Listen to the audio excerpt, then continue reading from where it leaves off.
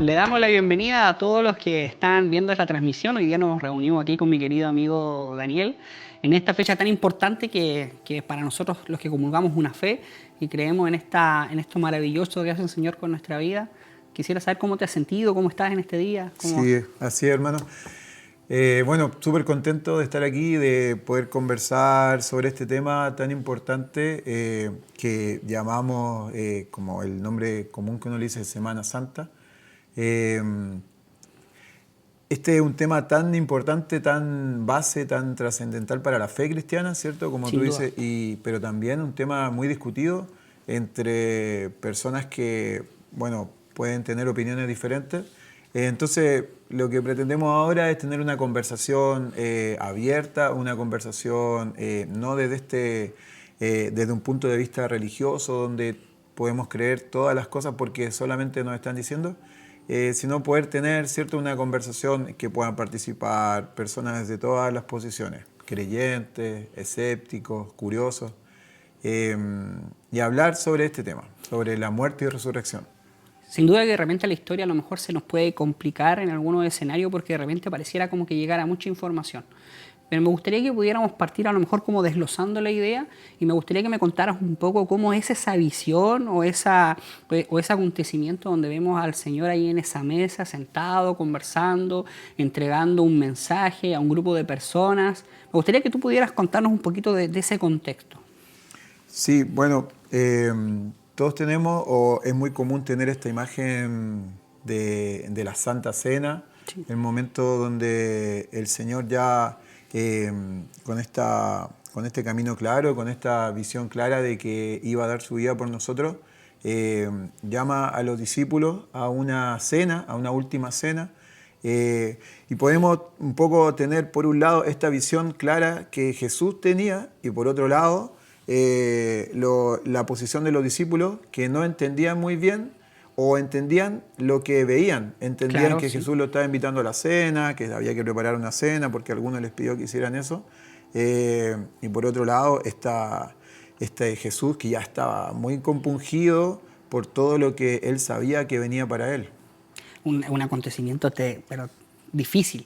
Uno como ser humano, verse enfrentado esta situación tan fuerte que se avecinaba y tener esa tranquilidad igual de poder estar sentado ahí a la mesa con quien de alguna manera iba a jugar un rol muy importante que iba como a dar el pie para que todo esto que se venía ocurriera. Es cierto, es cierto. Debe haber sido algo que a Jesús le generaba mucho miedo, quizás mucha preocupación. Podemos ver, por ejemplo, esto en la oración que él hace en el Getsemaní: Padre, si es posible que pase de mí esta copa, pero también acompañando toda esa preocupación que generaba esto, esta obediencia, esta visión de que él, si él no hacía esto que había venido para hacer, no había otra forma de que un cordero perfecto, y esto ya, Sí. de que un cordero perfecto diera su vida por nosotros. Entonces, esta obediencia, este amor también a nosotros, hizo que él sufriera todo este proceso, ¿cierto? Desde este momento de enfrentarse, como tú dices, en esa cena al que lo iba a traicionar, unos ratitos después iba a hacer todo esto que había acordado con los sacerdotes para entregar a Jesús. Y ahí mismo todos comiendo, él anunciando, en ese momento también él dice, comer del pan, tomen la copa, esto es mi cuerpo, esto es mi sangre, sangre por vosotros es derramada, sangre del nuevo pacto, este nuevo pacto que inaugura un nuevo tiempo para la iglesia. O sea, él estaba con esos elementos explicando con el pan, con su cuerpo y su sangre separados, ya estaba anunciando su muerte. Sí, Y los discípulos, por otro lado, no estaban tan claros todavía en esto. Y mira, y hacemos una pequeña reflexión en esta escena del Getsemaní, donde el Señor está hablando con Dios pidiendo que si existe la posibilidad de que pudiera pasar de Él esa copa, pero que sobre todas esas cosas hiciera su voluntad. Entonces, pero también entendemos que hay una oración que pareciese que no tuviera una respuesta. ¿me entiende? Pero hay una relación. De repente nosotros en nuestra vida nos vemos confrontados con situaciones muy similares donde quisiésemos tener una respuesta como instantánea a acontecimientos que vivimos y pareciera que Dios guardara silencio. Pero sin duda que el silencio de Dios en ese momento transformó nuestra historia, porque dio el paso a todo esto que hoy día conocemos, donde, bueno, más adelante podremos conversarlo, donde vemos a un Cristo resucitado, enseñándonos algo que marcó la historia y que provocó un quiebre trascendental. Me gustaría que me comentaras un poco, Dani, esta escena de la cruz. ¿Cómo la puedes ver? Y si puedes argumentar un poco más con respecto a esto que ocurre en el Getsemaní, sería maravilloso. Sí, es súper interesante esto que dices.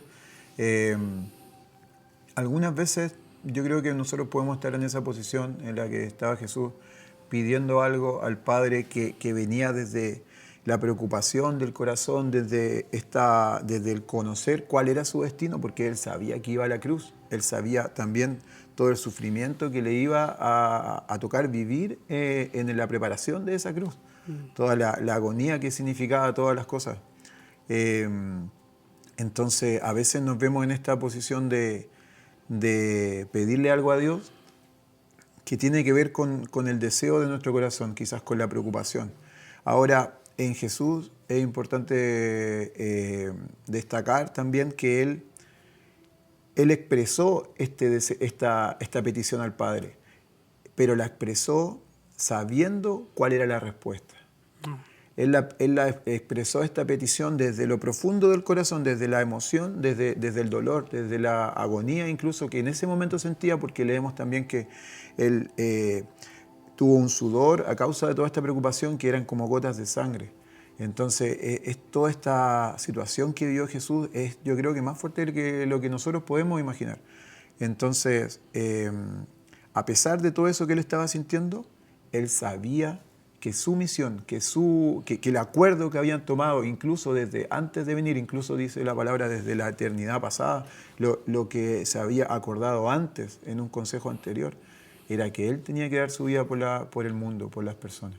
Wow. Entonces, a pesar de que Él ya sabía, y eso nos puede conmover también, y es algo que nos conmueve, a pesar de que Él ya sabía a qué Él había venido, en ese momento, siendo hombre, sintió una angustia, pero más de lo que podemos imaginar. Una angustia muy, muy grande. Y por eso expresó esta petición, y Él también conocía que Él tenía que hacerlo. Entonces, si pensamos en cómo podemos sentirnos nosotros, quizás en algún momento podemos también pedir algo a Dios, pero antes Él ya nos ha mostrado qué es lo que tenemos que hacer. O ya tenemos la idea de para dónde el Señor quiere que vayamos, y eso también se hace un poco difícil para nosotros. Y ahí tenemos nosotros, porque nosotros sí tenemos opciones, bueno, Jesús la tenía también, por el gozo que estaba puesto delante de Él, sufrió la cruz. Él vio ese gozo que estaba delante y sufrió la cruz. Nosotros tenemos la opción de sufrir esa cruz o de no sufrirla. Y quizás muchas veces nosotros optamos por no sufrirla. Ahora nosotros tenemos la misericordia del Señor, porque Jesús ya sufrió esa cruz. Y ahora nosotros nos arrepentimos y lo tenemos a Él que nos recibe, a Él que ya pagó el precio por nosotros. Amén.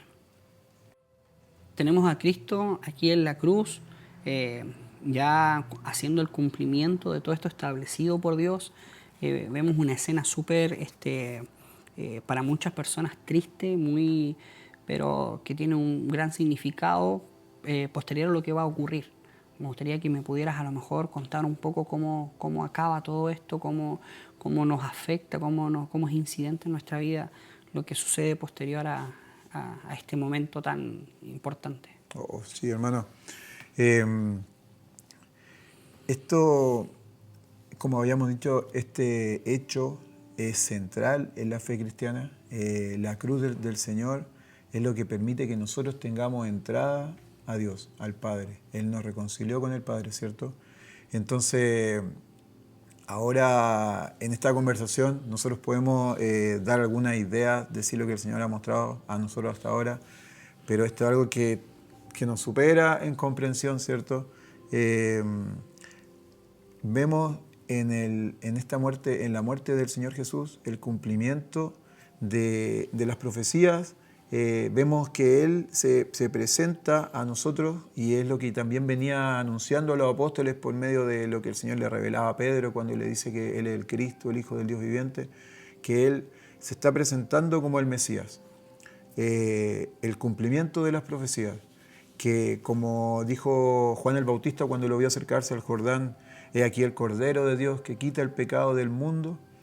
En este momento al que hemos llegado, después de que Él compartió la última cena con los discípulos, después de que Él pasó por el Getsemaní, que fue arrestado, que fue llevado al Sanedrín, que fue juzgado por Poncio Pilato, Él está en la cruz y está cumpliendo esta profecía justo en un momento en que se celebraba esta fiesta entre los judíos, en que ellos sacrificaban un cordero, en que recordaban que Dios lo había librado de la muerte, que Dios había pasado el ángel de la muerte y ellos al cubrir sus casas con sangre no habían muerto sus primogénitos.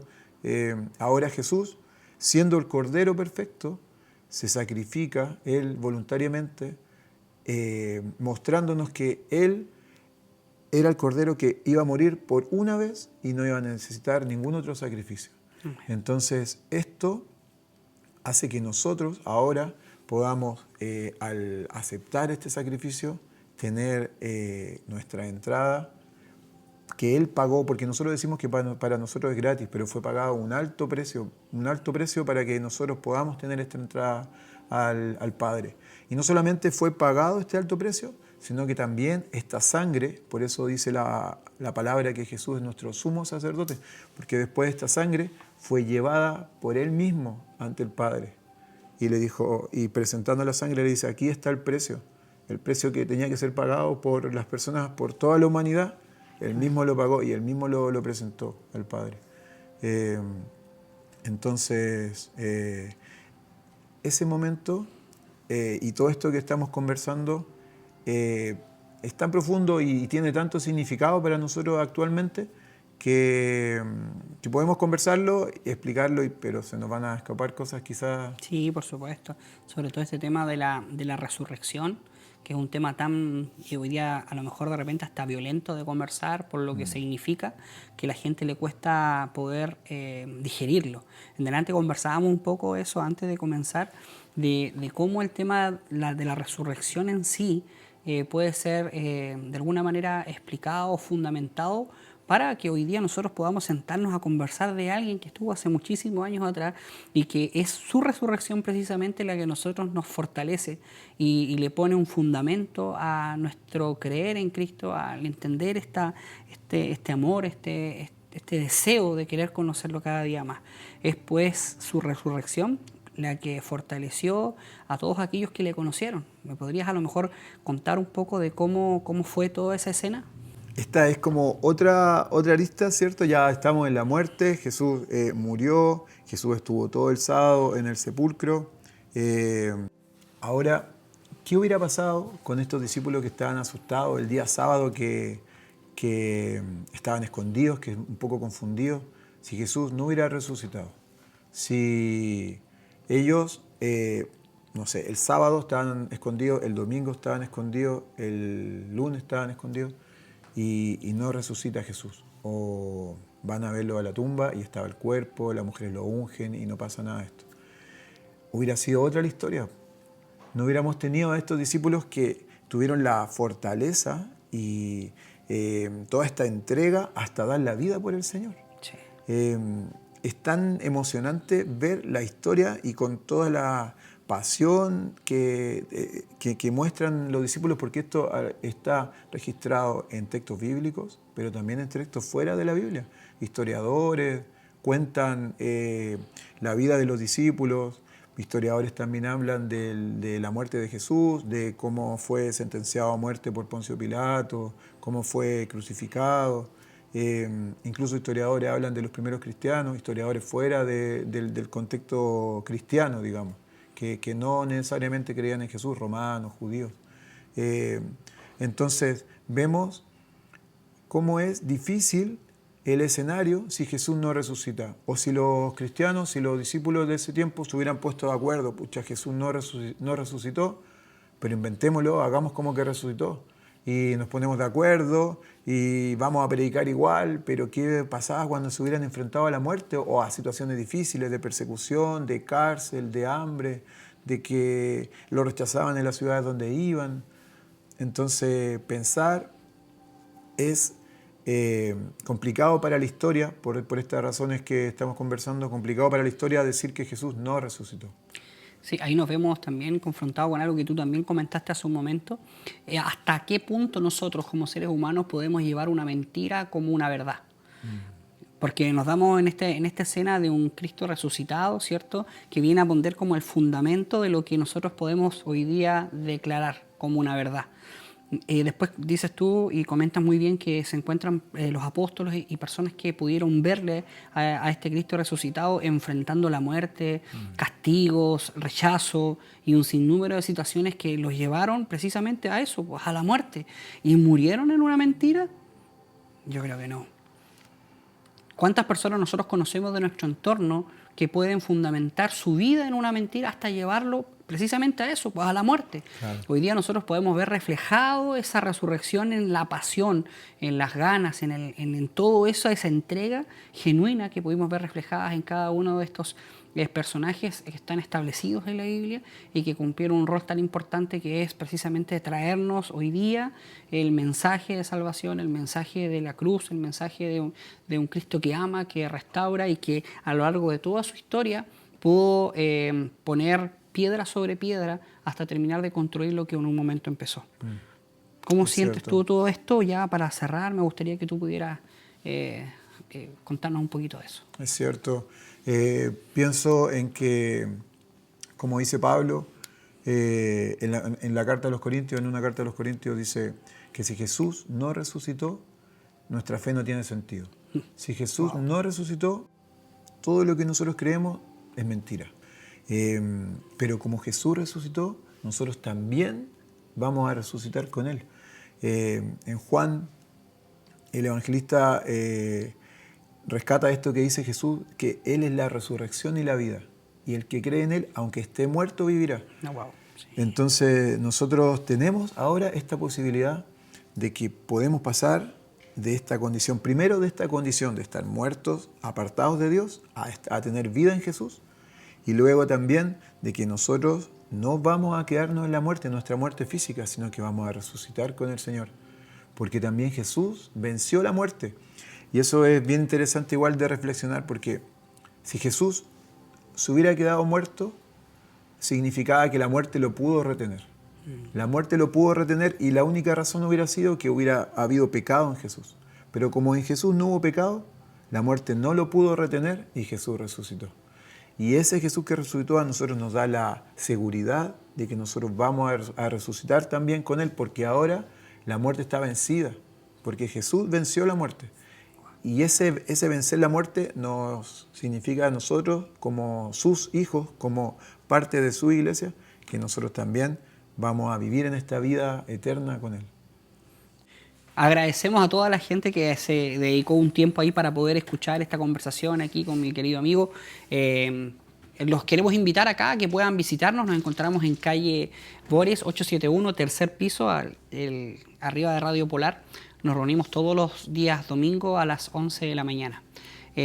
Más que una reflexión, más que una conversación, es una realidad que queremos expresarles a ustedes a través de esta conversación, donde los queremos invitar a que no se rindan, que no tengan miedo, que existe alguien que está dispuesto a estar con nosotros, a acompañarnos y a enseñarnos cosas que muchas veces nuestra mente no nos permite entender, pero que hay perdón, hay restauración, hay nuevos comienzos.